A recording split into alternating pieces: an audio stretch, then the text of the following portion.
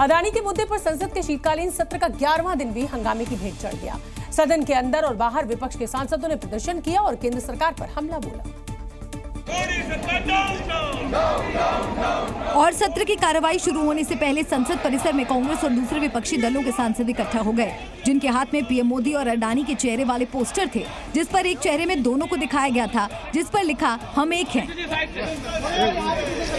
इस दौरान राहुल गांधी और कांग्रेस अध्यक्ष मल्लिकार्जुन खड़गे के बीच पोस्टर को लेकर कुछ चर्चा भी की गई, जिसके बाद सरकार के खिलाफ नारेबाजी की गई।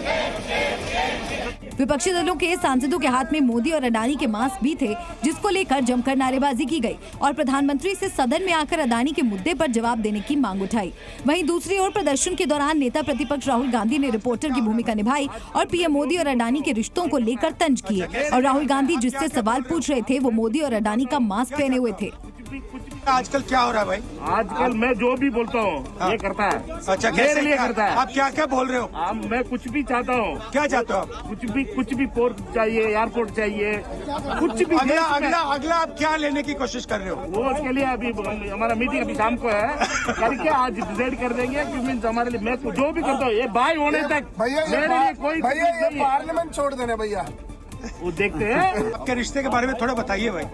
हम दोनों का एक ही है। मैं जो भी बोलता हूँ हम दोनों मिलकर सब करेंगे। अच्छा, और कब से आपकी पार्टनरशिप चल रही है? ये हमारा सालों साल से। और फ्यूचर आपका कैसा है? 20 साल का है हमारा। पूरा इस देश का ये इंडिया मैं हूँ। अच्छा, ये आपके कारण पार्लियामेंट क्यों नहीं चलने दे रहे हैं? ये हम सारे ऑपोजिशन को मतलब वो आदमी गायब है। अमित भाई आए नहीं थे आज हाउस में। आज अमित भाई से पूछना पड़ेगा। मैं जो भी बोलता हूँ ये करते हैं। ये बड़े सीरियस लग रहे हैं। कम बोलते हैं आजकल।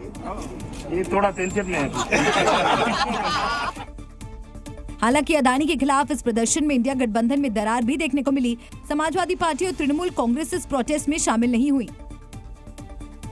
संसद के शीतकालीन सत्र में दोनों सदनों का तापमान हाई है। अब विपक्षी इंडिया ब्लॉक राज्यसभा के सभापति जगदीप धनखड़ को हटाने के लिए अविश्वास प्रस्ताव लाने की तैयारी में है, जिसके लिए विपक्ष एकजुट नजर आ रहा है। और सूत्रों के मुताबिक इस अविश्वास प्रस्ताव के लिए 50 से ज्यादा सांसदों ने हस्ताक्षर भी कर दिए हैं। दरअसल विपक्ष के सांसद जगदीप धनखड़ के पक्षपातपूर्ण व्यवहार से नाराज हैं। राज्यसभा में जॉर्ज सोरोस के मुद्दे पर हंगामे के दौरान सभापति जगदीप धनखड़ के रुख को देखते हुए कांग्रेस उनके खिलाफ अविश्वास प्रस्ताव लाने की तैयारी में है। मैंने इस राजनीतिक जीवन में इतना पक्षपाती अध्यक्ष नहीं देखा, जो खुले रूप सभापति नहीं देखा, जो पूरे तरीके से अपने ही नियमों को, अपने ही बात को, स्टैंड को, पक्ष को वो इस प्रकार से इजाजत दे रहे हैं कि जो 267 में उन्होंने रिजेक्ट कर दिया, हम अगर बोल देते तो वे बोलने नहीं देते। दरअसल जॉर्ज सोरोस के मुद्दे पर राज्यसभा में कांग्रेस ने हंगामा किया, लेकिन बीजेपी इस मुद्दे पर चर्चा की मांग उठा रही है।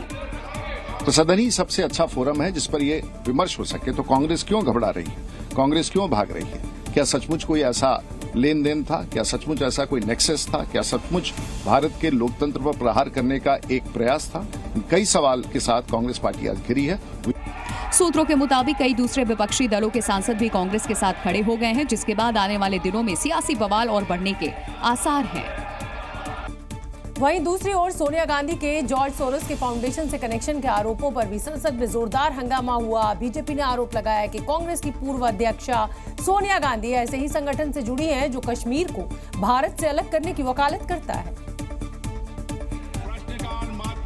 और जैसे ही सुबह 11 बजे लोकसभा की कार्रवाई शुरू हुई, कांग्रेस सांसदों ने हंगामा शुरू कर दिया और प्रश्नकाल नहीं चलने दिया, जिसके बाद स्पीकर ने 12 बजे तक कार्रवाई को स्थगित कर दिया। लेकिन जब दोबारा 12 बजे कार्रवाई शुरू हुई, तब भी विपक्ष शांत नहीं रहा और सदन को चलने नहीं दिया। दरअसल भारतीय जनता पार्टी ने कांग्रेस पर गंभीर आरोप लगाए। बीजेपी के मुताबिक जब भी संसद के सत्र की बारी आती है, विदेश से कोई न कोई रिपोर्ट आ जाती है। 25 नवंबर से संसद का शीतकालीन सत्र था तो 20 नवंबर को रिपोर्ट आ गई और इसके पीछे बीजेपी ने forum for democratic leaders in Asia Pacific का हाथ होने का आरोप लगाया, जिसमें कांग्रेस की वरिष्ठ नेता सोनिया गांधी सह अध्यक्ष हैं और इस संगठन को सोरोस फाउंडेशन से फंड मिलता है। बीजेपी ने दावा किया कि सोरोस वही व्यक्ति हैं जिन्होंने खुलेआम कहा था कि उन्होंने मोदी सरकार को अस्थिर करने के लिए $1 बिलियन का निवेश किया।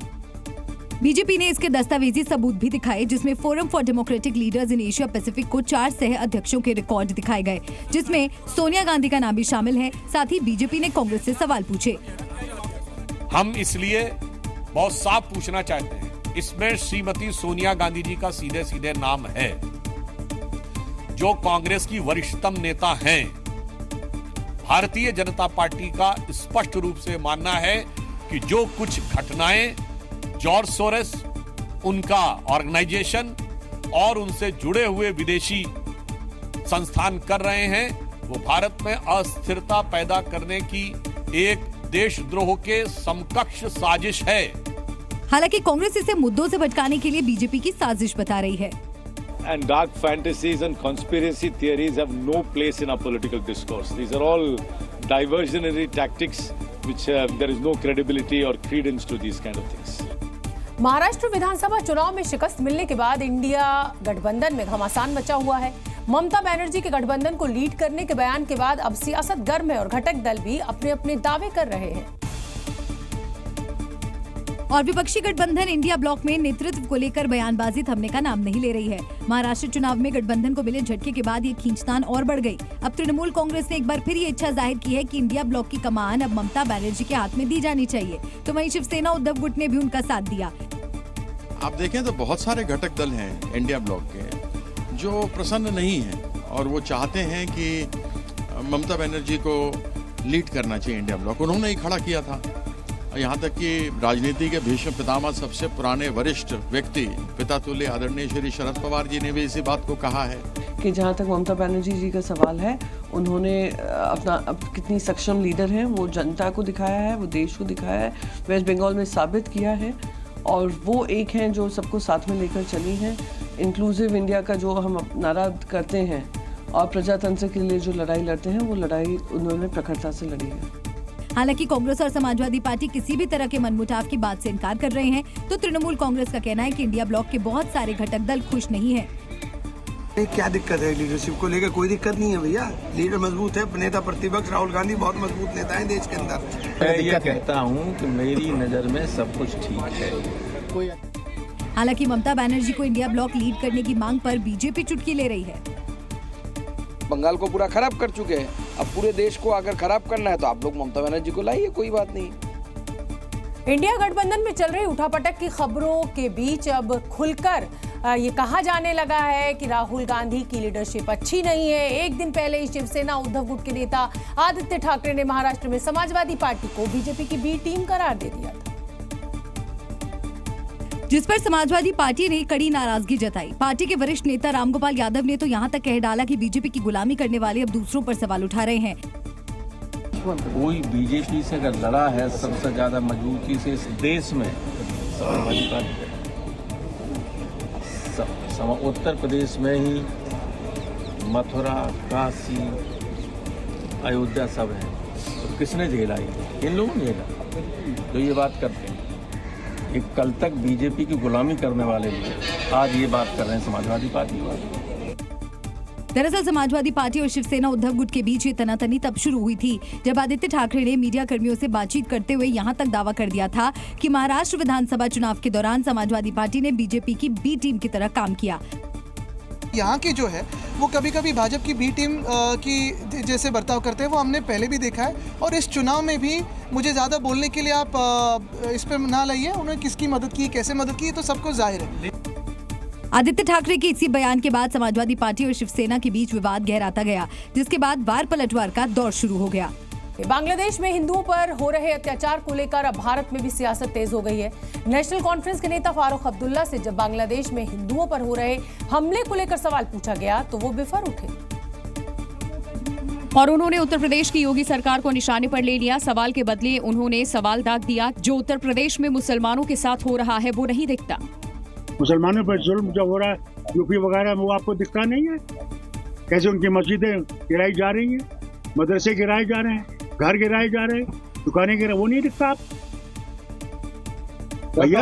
आखिरी सवाल कहते हैं जब आप उंगली किसी की तरफ उठाते हैं, पहले इन 3 उंगलियों को भी देखो तो तुम्हारी तरफ इशारा है। फारूक अब्दुल्ला के बयान पर बीजेपी ने भी जोरदार पलटवार किया। बीजेपी ने कहा कि फारूक अब्दुल्ला का पाकिस्तान और बांग्लादेश प्रेम एक बार फिर सामने आ गया। ये फारूक साहब हैं, ये मुफ्ती महबूबा हैं, उनकी बिटिया रानी है। ये सब लोग रहते हिंदुस्तान में, खाते हिंदुस्तान में हैं, लेकिन अंतर मन में गुणगान करने का जब अवसर आता है तो इनको पाकिस्तान दिखता है, तालिबान दिखता है, बांग्लादेश दिखता है। तो वहीं सुकांत मजूमदार ने बांग्लादेश में हिंदुओं की जनसंख्या में गिरावट और वहां हो रहे हमले को लेकर चिंता जताई। साथ ही फारूक अब्दुल्ला को भी निशाने पर लिया। अगर मंदिर तोड़ने, मस्जिद तोड़ने की हिसाब में हम आ जाएंगे ना, तो फारूक अब्दुल्ला साहब अपनी पूर्वज भी ढूंढने लगेंगे। उनके पूर्वज भी कौन थे, एक बार ढूंढने के लिए उनको बोलिएगा। पड़ोसी देश बांग्लादेश में हिंदुओं पर हो रही हिंसा को लेकर भारत में भी काफी नाराजगी है। जगह जगह बांग्लादेश के खिलाफ प्रदर्शन किए गए और इस बीच बीजेपी के फायर ब्रांड नेता टी राजा सिंह ने बांग्लादेश में हो रही हिंसा पर हुंकार भरी। टी राजा ने दावा किया कि पूरे भारत में करीब 5 करोड़ की संख्या में रोहिंग्या मुसलमान और बांग्लादेशी अवैध रूप से रह रहे हैं। उन्होंने केंद्र सरकार से जल्द एनआरसी लागू करने और अवैध रूप से रह रहे इन रोहिंग्या और बांग्लादेशियों को भगाने की मांग की। 15 मिनट का समय दे दो, जो भारत में घुसा हुआ आतंकी उनका काम तमाम कर देंगे। जो बंगाल में बैठा हुआ बांग्लादेशी 15 मिनट पुलिस हटा दो, एक एक का भारत मां के चरणों में लगा देंगे मोदी जी। इस दौरान टी राजा ने असदुद्दीन ओवैसी के बांग्लादेशी मुसलमानों पर दिए गए बयान का जिक्र किया। साथ ही ओवैसी के संसद में शपथ ग्रहण के दौरान फिलिस्तीन का नाम लेने पर भी निशाना साधा। ओवैसी जिन्ना कहता है कि बांग्लादेशी मुसलमान से भारत के मुसलमान को क्या लेना देना, तो मैं वो ओवैसी से पूछना चाहता हूं, अरे बैरिस्टेड, डुप्लीकेट बैरिस्टेड, जब पार्लियामेंट में शपथ ग्रहण चल रहा था तो फिलिस्तीन जिंदाबाद क्यों बोला बे? बीजेपी विधायक ने बयान गोवा में एक सभा के दौरान दिया। उन्होंने दावा किया कि हर बजरंगी बांग्लादेश में हिंदुओं की सुरक्षा के लिए लड़ने को तैयार है। पश्चिम बंगाल की मुख्यमंत्री ममता बनर्जी ने बांग्लादेश की पार्टी बीएनपी के नेता आर कबीर रिजवी के भारत विरोधी बयान का करारा जवाब दिया। बीएनपी के नेता ने बंगाल, बिहार और उड़ीसा दावा ठोकने की बात कही थी, जिस पर ममता बनर्जी भड़क गईं। विधानसभा में बोलते हुए मुख्यमंत्री ममता बनर्जी ने बीएनपी नेता के बयान पर तीखी प्रतिक्रिया दी।